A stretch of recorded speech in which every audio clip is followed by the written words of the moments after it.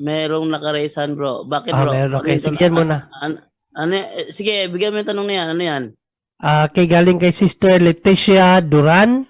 Sabi niya, good evening po sa lahat. Bro, ask ko lang kung pwede ako mag-communion kahit di nakakasimba weekly.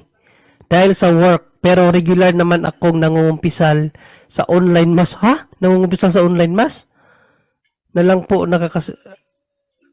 regular naman akong nangungumpisal sa online mass na lang ako po nakakasimba. Okay. So regular siya nangungumpisal pero sa online mass siya nakakasimba. Thanks po. Pero ang tanong niya, kung pwede ba daw siya manguminyon bro Angel? Ask ko lang, pwede ako mag-communion kahit di nakakasimba weekly? Dahil sa work, pero regular naman ako nangungumpisal. Sa online mass na lang po nakakasimba. Thanks po, Bro Angel. Okay, tandaan po natin, no, ang online mass, hindi siya pwedeng gawin yan kung mayroon kang chance to go to the church, no, to the temple, no.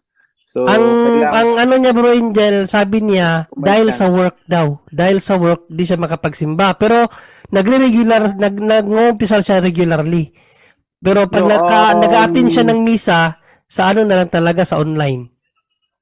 yes, but ang ano natin dyan is magtatrabaho ba siya ng 24 hours, 8 hours lang naman ang trabaho. Yung misa ngayon may morning, may nighttime. So ang punto natin dito, baka nangyayari kasi parang may chance pero online na lang kasi may chance sa online eh. Unless wala siyang talagang unless 24 hours like yung mga kasambahay o mayroon siyang ano no. Ang Sunday of Obligations ano lang 'yan. Pwede kang mag-online lang unless yung may mga certain situations lang po 'yan mga kapatid no. So hindi basta-basta online mass na lang ako dahil inisip mo lang na 8 hours kasi trabaho, pagod na ako. Pero nakakapag-online mass siya, tingnan mo. So may time siya. Ibig sabihin, may online mass siya, may time siya. Kung 8 hours lang kasi trabaho niya, bro, may ano depend siguro kung walang mass talaga no, in case of talagang totaling wala nang mass paglabas niya sa trabaho or before, pwede 'yun kasi ang turo ng simbahan sa atin, bawal actually magtrabaho pag Sunday no, ayon sa katikisim natin, ang obligasyon natin bawal talaga magtrabaho ang mga tao sa Sunday because of the rest day. Pero unless yung mga sa mga doktor, sa mga ano no. Pero at least they can work but wag lang ma-jeopardize yung Sunday obligation natin is Holy Mass. Ngayon, ang punto kasi diyan, bro, kung nakakapag ano siya, may time siya na may time siyang 1 hour dun sa online mass. Ang punto ko doon, kung no, so depende nasa kanya 'yan.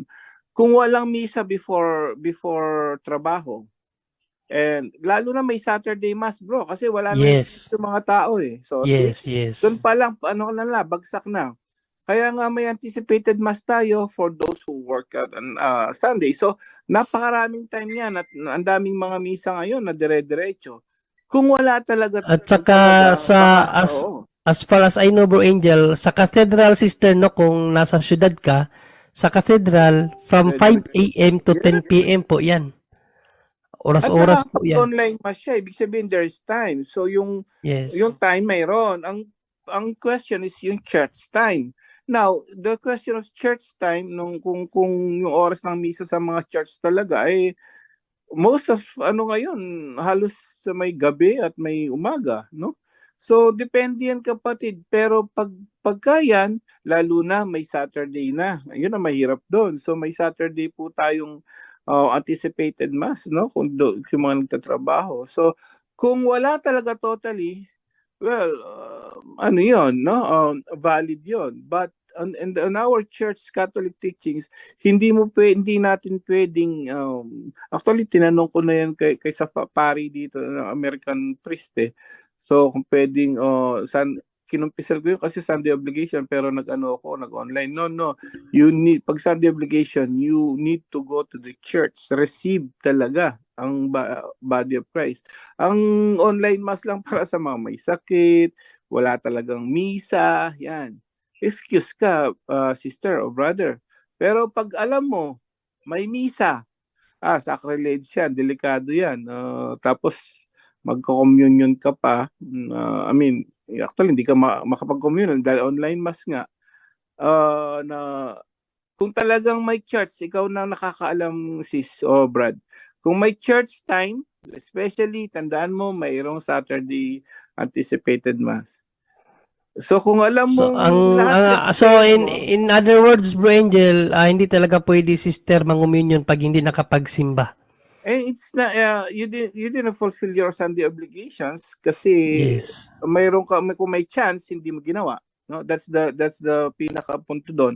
Kung may chance talaga na alam mo may anticipated mass, linggo maraming sunod-sunod na misa. If you only know, tinamad ka lang, nag-online mass na lang ako, delikado yun. That's relates. You didn't fulfill the Sunday obligation, kapatid. Yun po.